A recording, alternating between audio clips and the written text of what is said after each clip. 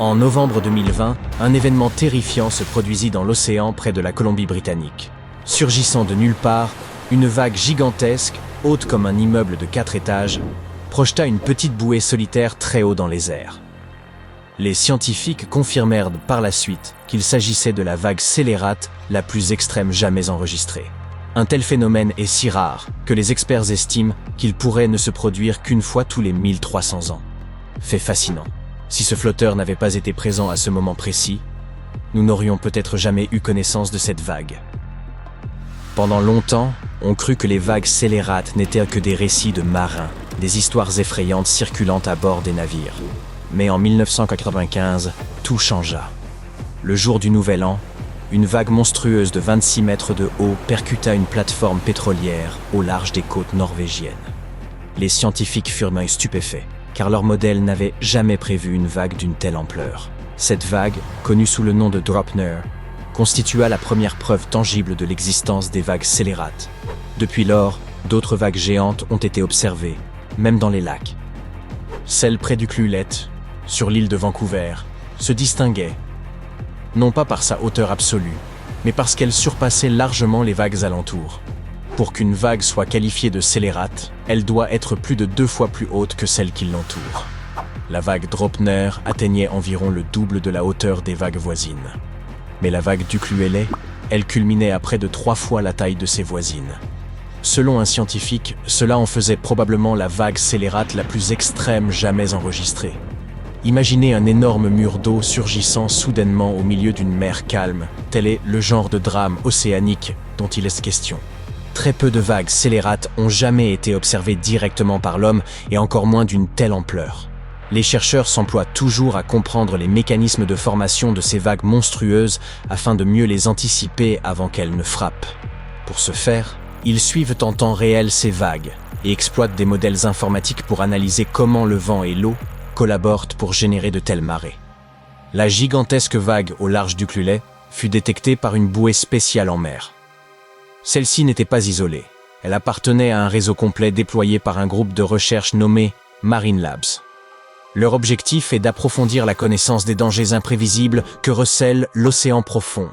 Même loin des côtes, les vagues scélérates constituent une menace sérieuse, capable de percuter des navires, d'endommager des parcs éoliens offshore ou de détruire des plateformes pétrolières. Et si elles s'approchent des rivages, elles peuvent rapidement mettre en danger les personnes présentes sur les plages, comme ce fut le cas en avril 2025 en Australie. Heureusement, la vague du Cluelet n'a blessé personne, pas plus que la célèbre vague Draupner. Mais certaines vagues scélérates ont été beaucoup plus destructrices. Dans les années 1970, plusieurs navires disparurent sans laisser de traces. Et les scientifiques pensent aujourd'hui que des vagues monstrueuses pourraient en être la cause.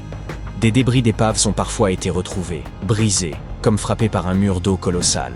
Les experts prévoient que de telles vagues pourraient apparaître à nouveau, ce qui est alarmant. Une étude de 2020 indique que les hauteurs des vagues dans le Pacifique Nord pourraient augmenter avec le changement climatique, suggérant que le record de la vague d'Ucluelet pourrait être bientôt dépassé. Pour accentuer la gravité de la situation, de nouvelles recherches estiment que certaines vagues pourraient atteindre jusqu'à 4 fois la hauteur que l'on croyait auparavant, ce qui est réellement effrayant. Imaginez naviguer en pleine mer et voir surgir devant vos yeux un mur d'eau gigantesque, surgissant de nulle part. Et les vagues scélérates surgissent ainsi, de manière totalement inattendue et imprévisible, en plein océan. Bien qu'aucune hauteur précise ne définisse une vague scélérate, elles ont été mesurées allant de 8 mètres, l'équivalent d'une maison à 2 étages, à plus de 24. Ces vagues sont extrêmement abruptes, leur crête acérée et imposante, et leur puissance suffisante pour endommager des navires ou des plateformes pétrolières. Mais qu'est-ce qui les engendre? C'est là que les choses se compliquent. Il n'existe pas de cause unique à leur formation. Elles peuvent apparaître lorsque différents systèmes de vagues se rencontrent et se combinent. Imaginez plusieurs vagues provenant de directions différentes qui s'alignent soudainement. Boum! Elles fusionnent en une vague gigantesque, bien plus haute que la normale. D'autres facteurs peuvent contribuer, tels que des courants océaniques rapides, des vents violents et changeants, ou certaines formations sous-marines, comme des récifs ou des chenaux profonds, qui contraignent les vagues à se concentrer et à s'empiler. Et pourtant, même lorsque les scientifiques connaissent tous ces détails, Les vagues scélérates demeurent extrêmement rares et très difficiles à prévoir. Les vagues scélérates ne doivent pas être confondues avec les raz-de-marée ou les tsunamis. Bien qu'ils soient tout aussi dangereux, leurs origines diffèrent. Les raz-de-marée se forment sous l'effet de l'attraction lunaire et solaire, qui fait monter et descendre les océans. Les tsunamis résultent de tremblements de terre, d'éruptions volcaniques ou de glissements de terrain sous-marin, générant des vagues gigantesques à travers l'océan. Les vagues scélérates, en revanche, surgissent soudainement de nulle part, en pleine mer. Les grands navires et les plateformes pétrolières sont conçus pour résister à des vagues d'environ 15 mètres de hauteur. Mais les vagues scélérates les surpassent souvent, ce qui explique l'ampleur des dégâts qu'elles peuvent provoquer. Ainsi, en décembre 2022, une immense vague scélérate frappa le navire de croisière Viking Polaris, près de l'Antarctique. Elle brisa des fenêtres, blessa plusieurs personnes et, malheureusement, entraîna la perte d'une vie. D'autres accidents ont également été attribués à ces vagues, témoignant de leur danger véritable. Aujourd'hui, les chercheurs savent avec certitude que ces vagues surviennent beaucoup plus fréquemment que l'on pourrait le croire. Environ une vague scélérate pour 10 000 vagues normales. Les études montrent également que la taille des vagues tend à augmenter au fil des années. Néanmoins, les vagues scélérates restent difficiles à prévoir en raison du manque d'informations et de leur apparition extrêmement rapide. Bien que ce phénomène soit mondial, certaines régions sont particulièrement exposées. C'est le cas près de l'Afrique du Sud, où circule le puissant courant des aiguilles, ainsi que dans l'Atlantique Nord, là où se rencontrent de grands courants tels que le Gulf Stream. Des vagues scélérates ont été observées également dans certaines zones de l'Atlantique Sud, de l'océan Indien et du Pacifique. Même si vous vous trouvez loin de ces régions, il ne faut pas se rassurer. Des vagues scélérates peuvent aussi survenir dans de grands lacs.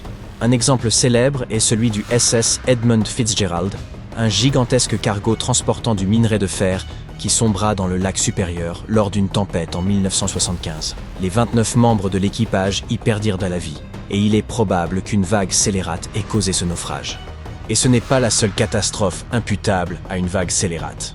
Avant que les scientifiques ne commencent à mesurer ces phénomènes, de nombreux naufrages restaient inexpliqués. Aujourd'hui, certains experts estiment que des vagues scélérates en furent la cause. Ainsi, l'USS Cyclops disparut en 1918. Une vague scélérate pourrait en avoir été responsable. D'autres navires, tels que le pétrolier norvégien Wilstar en 1974 et le cargo allemand MS München en 1978, furent également frappés par des vagues colossales. L'Andrea Gale, un bateau de pêche perdu en 1991, a probablement été coulé pour la même raison. Même des paquebots modernes ont été confrontés à des vagues gigantesques. Les vagues scélérates ont également fasciné les artistes, tant hier qu'aujourd'hui. La célèbre estampe japonaise de Hokusai, la grande vague de Kanagawa, représente une vague immense que beaucoup confondent avec un tsunami. Cependant, les experts pensent qu'il pourrait s'agir d'une vague scélérate provoquée par le vent. Ces vagues apparaissent aussi au cinéma. Dans le film Poséidon de 2006, une gigantesque vague scélérate s'abat sur un luxueux paquebot effectuant une traversée transatlantique. Comme nous le voyons, il s'agit d'un phénomène étrange, imprévisible et bien plus mystérieux que toute vague générée par un tremblement de terre.